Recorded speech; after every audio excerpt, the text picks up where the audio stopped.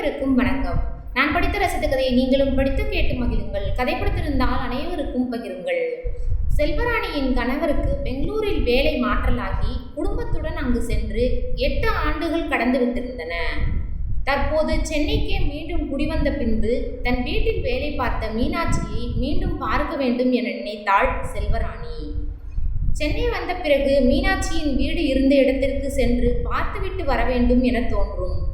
ஆனால் செல்வராணியால் முடியவில்லை.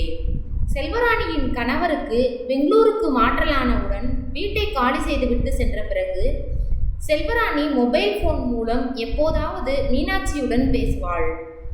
6 மாதத்திற்கு பிறகு அதுவும் ஒரு கட்டத்தில் நின்று தொடர்பற்று போனது.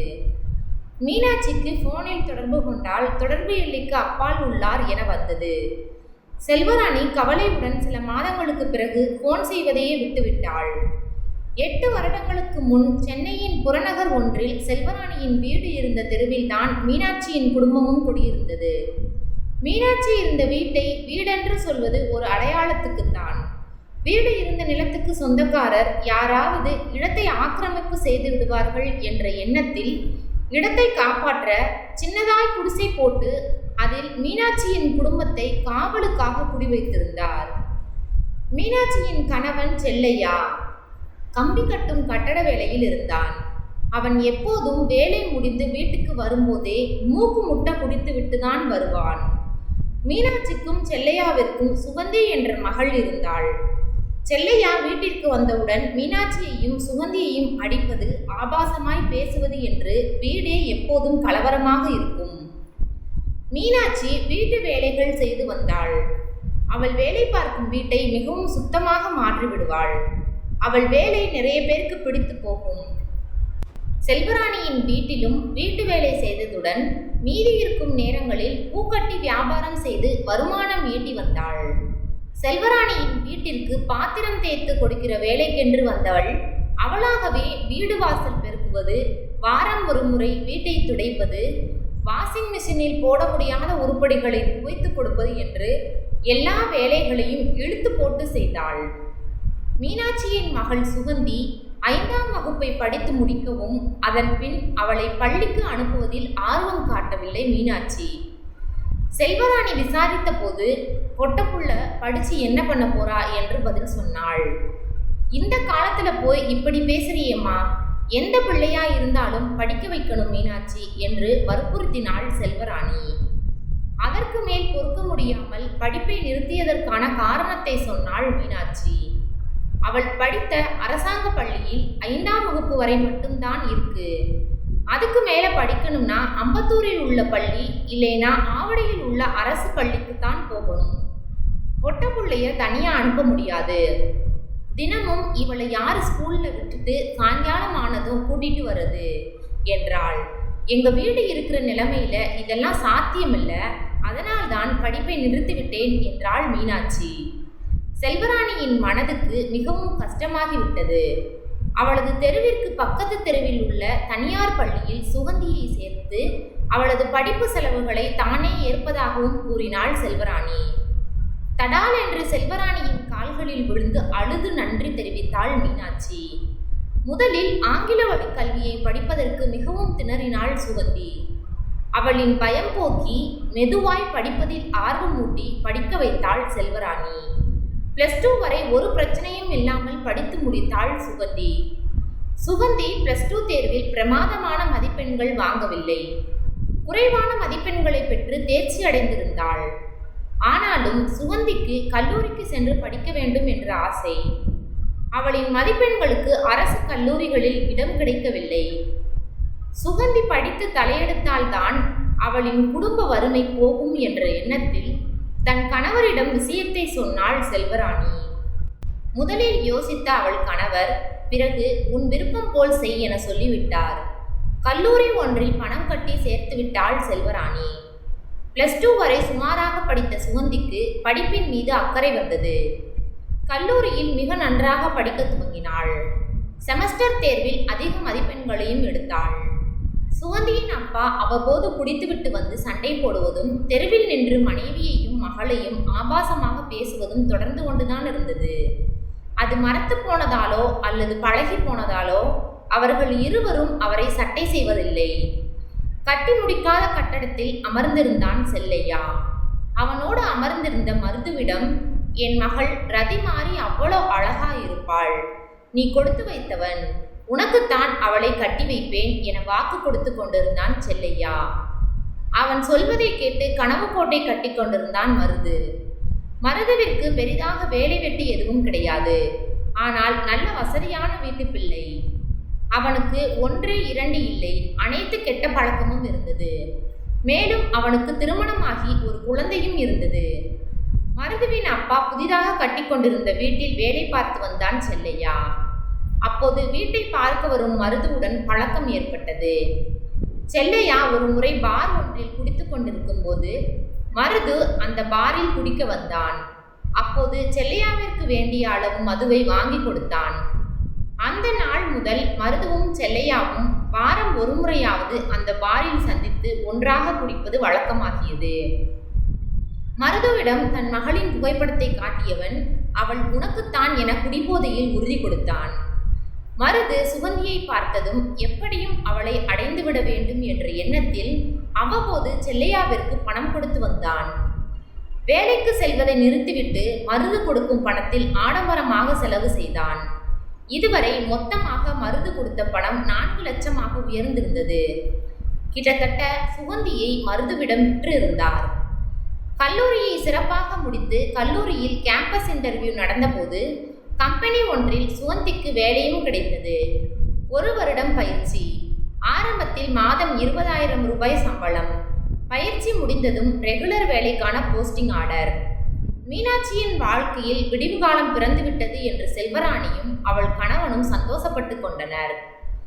செல்லையாவிற்கு மருது மகளை கட்டி வைக்க சொல்லி வற்புறுத்த ஆரம்பித்தான். செல்லையா குடித்துவிட்டு வீட்டிற்கு வந்து மீனாட்சியிடம் சுகந்திக்கு திருமணம் செய்து வைக்கப் போகிறேன் என பிரச்சனை செய்ய ஆரம்பித்தான். அதனால் தன் கணவன் சுகந்திக்கு திருமணம் செய்ய வரன் பார்த்து விட்டதாய் மீனாட்சி சொல்லவும் செல்வராணிக்கு அதிர்ச்சியாய் இருந்தது. சுகந்தி 4 வருடமாவது வேலைக்கு போனால் உங்க குடும்பம் முன்னுக்கு வரும் என்று செல்வராணி எவ்வளவோ எடுத்து கூறியும் அதை மீனாட்சி ஏற்கவில்லை. என் புருஷன் எந்த நேரம் என்ன பண்ணுவானோன்னு பயமா இருக்கு. அவர் பேச்சு எதுவும் எனக்கு சரியாக படவில்லை. அவர் யாரோ ஒருவனுக்கு சுகந்தியை திருமணம் செய்ய திட்டம் போடுவது போல் தெரிகிறது. சுகந்திக்கு கல்யாணம் பண்ணணும்னு இப்பவே சண்டை போட துவங்கி விட்டார். அவர் ஆளையும் முடிவு செய்து வைத்திருந்தால் அவன் நல்லவனா கெட்டவனா என்பதை என்னால் எப்படி பார்க்க முடியும்? எவனோ ஒருவனை கூட்டிக்கிட்டு வந்து அவனுக்கு 2ஆம் தாரமா சுகந்தியை கல்யாணம் பண்ணி வைக்க போறதா சொல்லி சண்டை போடுறதுக்குள்ள சுகந்திய ஒரு கௌரவமான இடத்துல கல்யாணம் முடித்து கொடுத்து வீட்டில் இருந்து வெளியேற்றிடணும்னு முடிவு பண்ணிட்டேன் என்றாள் மீனாட்சி. மூட்டை பூச்சிக்கு பயந்து வீட்டை கொளுத்தின கதையா இருக்கு நீங்க பண்றது. வீட்டுக்காரருக்கு தெரியாமல் உன் மகளை கூட்டிக்கிட்டு தூரமா போய் தனியா வீடு எடுத்து 2 பேரும் தங்கிக்கங்க. நான் வேணா அதுக்கு ஏற்பாடு பண்றேன் என்றார் செல்வராணியின் கணவர். இந்த சமூகத்துல 2 பொம்பளைங்களை தனியா வாழ விட்டுருவாங்களா சார்? இப்பவே என்கிட்ட பூ வாங்குறது மாதிரி எவ்வளவு ஆம்பளைங்க என் கையை சுரண்டி பச்சையா கூப்பிடுறாங்க தெரியுமா? என் புருஷன் என்னதான் குடிகாரனா இருந்தாலும் எங்களுக்கு ஆம்பளை துணையா இருக்கிறான். அவன் இல்லாட்டி எங்களை சீரழிச்சிருவாங்க சார் என்று சொல்லிவிட்டு வந்துவிட்டாள் மீனாட்சி. மீனாட்சியின் அக்கா மூலமாக தூரத்து உறவினர் ஒருவரின் மகன் ராகவனுக்கு சுகந்தியை திருமணம் செய்து வைக்க முடிவு செய்தாள் மீனாட்சி. செல்லையா மீனாட்சியுடன் சண்டை போட்டு நான் கம்பி கட்டும் வேலை பார்த்த முதலாளியின் மகனுக்குத்தான் கட்டி கொடுக்க வேண்டும் என மீனாட்சியை போட்டு அடித்தான். அந்த முதலாளியை பொண்ணு கேட்டு வர சொல்லு, 1 வாரம் டைம், அதுக்குள்ள வரலேனா நான் வேற பையனுக்கு திருமணம் செய்து வைத்து விடுவேன் என்றாள் மீனாட்சி. பணக்கார வீட்டோட முதலாளி எப்படி பொண்ணு கேட்டு வரப்போகிறார் என்ற தைரியத்தில் சொல்லிவிட்டு மூலையில் உட்கார்ந்து அழுது கொண்டிருந்தாள் மீனாட்சி. மருதுவிடம் சென்று விஷயத்தை கூற, அவனோ என் அப்பா அம்மாவை எல்லாம் அழைத்து கொண்டு வர முடியாது, நீ உன் பொண்ணை அழைத்து கொண்டு வந்து என்னிடம் விட்டுவிடு, இல்லையே நான் கொடுத்த பணத்தை 1 வாரத்தில் திருப்பி கொடு என்றார். என்ன செய்வது என்று தெரியாத செல்லையா தலைமறைவானான். மீனாட்சி ராகவனுக்கு சுகந்தியை திருமணம் செய்து அனுப்பி வைத்தாள். ராகவன் பற்றிய தகவல்கள் மொத்தமும் பொய்யா இருந்தன. அவனுடைய குடும்பத்திற்கு இருந்த கடன்களை அடைக்க திருமணம் செய்துள்ளான். சுகந்தியிடம் நைசாக பேசி அவள் அணிந்திருந்த நகைகளை எல்லாம் வாங்கி விற்று கடன்களை அடைத்ததும் தினசரி சண்டையும் அடியுமாய் சுகந்திக்கு வாழ்வு மாறியது. திருமணமான பிறகு வீட்டிற்கு தினமும் குடித்துவிட்டு வரும் ராகவனால் அடி உதை விழுந்தது. தன் அம்மாவைப் போலவே தொல்லைகள் அனுபவித்தவள் ஒரு கட்டத்திற்கு மேல் அவனுடன் இருக்க முடியாமல் வீட்டை விட்டு வெளியேறுவது என்று முடிவெடுத்தாள் சுகந்தி. திருமணமாகி 3 மாதத்தில் கட்டின புடவையும் கழுத்தில் மஞ்சள் கயிறுமாய் அம்மா வீட்டிற்கு திரும்பி வந்தாள் சுகந்தி. உறவினர்களுடன் போய் மாப்பிள்ளை வீட்டாரிடம் நியாயம் கேட்டாள் மீனாட்சி. பிசினஸ் செய்ய 50,000 பணம் கொடுத்தால் சுகந்தியுடன் வாழ்வதாக மாப்பிள்ளை கூற, கடன் வாங்கி கொடுத்து சுகந்தியை மீண்டும் அங்கு வாழ அனுப்பி வைத்தாள் மீனாட்சி. அச்சமயத்தில் தான் செல்வராணியின் கணவருக்கு பெங்களூருக்கு வேலை மாற்றலானது. மகனுக்கும் டெல்லியில் வேலை கிடைக்க குடும்பத்துடன் சென்னையிலிருந்து வெளியேறிவிட்டனர். செல்வராணி பெங்களூரு, டெல்லி என மாறி மாறி வாழ்ந்து 8 ஆண்டுகள் ஓடிவிட்டன. ஒரு வழியாக மீனாட்சி குடியிருந்த பழைய வீட்டிற்கு அவளை தேடி போனாள் செல்வராணி. அங்கு பிரம்மாண்டமான அடுக்குமாடி குடியிருப்பு ஒன்று முளைத்திருந்தது. மீனாட்சி பற்றிய தகவல் அறிந்தவர்கள் யாருமே அங்கு இல்லை. சரி, இவ்வளவு தூரம் வந்ததற்கு அங்காளம்மனை தரிசித்துவிட்டு வீட்டிற்கு போகலாம் என்று கோவிலுக்கு சென்றாள் செல்வராணி. அங்கே கோவில் பூசாரியின் மனைவி செல்வராணியை அடையாளம் கண்டு வில்லிவாக்கத்தில் மீனாட்சி இருப்பதாக சொல்லி முகவரியும் கொடுத்தார். மீனாட்சியை தேடி வில்லிவாக்கம் போனபோது செல்வராணிக்கு நிறைய ஆச்சரியங்கள் காத்திருந்தன. மகளுடன் அடுக்குமாடி குடியிருப்பு ஒன்றில் குடியிருந்தாள் மீனாட்சி. ஆளே மாறி போயிருந்தாள். செல்வராணியை பார்த்ததும் ஓடி வந்து கட்டிக்கொண்டாள். அவர்கள் சொந்த வீட்டில் குடியிருப்பதை கேட்கவே சந்தோஷமாக இருந்தது செல்வராணிக்கு. பேச்சு சத்தம் கேட்டு அறையிலிருந்து சுகந்தியும் வந்து செல்வராணியின் கால்களில் விழுந்து வணங்கினாள். என் அம்மா கஷ்டப்பட்டு பணம் புரட்டி கொடுத்தும் ஒரு பிரயோஜனமும் இல்லை. குடிகாரனோடு என்னால் சந்தோஷமாக இருக்க முடியவில்லை. தினசரி சண்டைதான். எனவே ரயில் ஏறி அம்மா கிட்ட வந்துட்டேன் ஆண்டி. அம்மா தான் என்னை வம்படியா மறுபடியும் விசாகப்பட்டினம் அனுப்புறதுக்கு ஆசைப்பட்டாங்க. அங்கே அனுப்புனா கண்டிப்பாக நான் செத்துடுவேன்னு சொல்லவும் இங்கே இருக்கிறதுக்கு அரை மனசா ஒத்துக்கிட்டாங்க. நான் படித்து வாங்கின சான்றிதழ்களுடன் வேலை தேடினேன். ஒரு பெரிய கம்பெனியில் நல்ல சம்பளத்தில் வேலை கிடைச்சது. கம்பெனி இருக்கிற இதே ஊரில் வந்து வாடகைக்கு இருந்தோம். லோன் போட்டு வீடு வாங்கிட்டோம். இதோ இப்போ குடும்பமே ரொம்ப சந்தோஷமாக இருக்கும் என்றவள், இந்த வாழ்க்கை நீங்கள் போட்ட பிச்சை என்றாள் கண்ணீருடன். சுகந்தியை அணைத்தபடி, எல்லாம் சரி, உங்க அப்பா என்ன ஆனார் என்றாள் செல்வராணி. என் கல்யாணத்துக்கு முன்னாடி தலைமறைவானவர் பக்கத்து மாவட்டத்துல ஒரு பார்ல குடிச்சிட்டு இருக்கும்போது அங்கு வந்த மருது அவரிடம் பணத்தை கேட்டு சண்டை போட்டு என் அப்பாவே அடிச்சிருக்கான். அங்கு நடந்த சண்டையில என் அப்பா அவனை தள்ளிவிட்டு ஓட முயல கீழே விழுந்த மருதுவின் முதுகில் உடைந்து கிடந்த பாட்டில் குத்தி இறந்து போய்விட்டான். 7 வருடம் ஜெயில தண்டனை கொடுத்துட்டாங்க. ஜெயில இருந்துட்டு திரும்பி வந்த அப்பா கிட்ட, நீங்க குடிய விட்டொழிச்சாதான் எங்க கூட இருக்கலாம், இல்லைனா நீங்க உங்க வேலையை பார்த்துக்கிட்டு வெளியில போய் தங்கிக்கங்கன்னு சொல்லிட்டேன். கொஞ்ச நாள் முரண்டு பிடிச்சார்.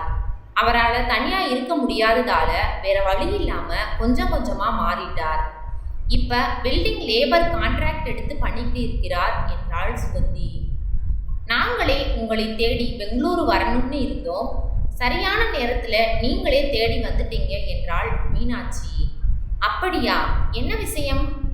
சுகந்திக்கு அடுத்த மாதம் கல்யாணம் வச்சிருக்கோம். அவளோட ஆபீஸ்ல வேலை பார்க்குற ஒருத்தர் தான் மாப்பிள்ளை என மீனாட்சி சொன்னதை கேட்டதும் சுகந்தியின் முகம் வெட்கத்தால் சிவந்தது. கேட்பதற்கு சந்தோஷமா இருக்கு. உன் விஷயத்தில் படிப்பும் அதற்கு உதவின நானும் தோற்று விடுவோமோ என்று பயந்தேன். நல்ல வேளை அப்படி எதுவும் நடக்கவில்லை. திருமணத்திற்கு கண்டிப்பாக வருகிறேன் என்று கூறி விடைபெற்றாள் செல்வராணி. நன்றி. கதை பிடித்திருந்தால் லைக் பண்ணுங்க, ஷேர் பண்ணுங்க, சப்ஸ்கிரைப் பண்ணுங்க. உங்களுடைய கருத்துக்களை கமெண்ட் பாக்ஸில் தெரிவிக்கவும். தங்கள் ஆதரவிற்கு நன்றி.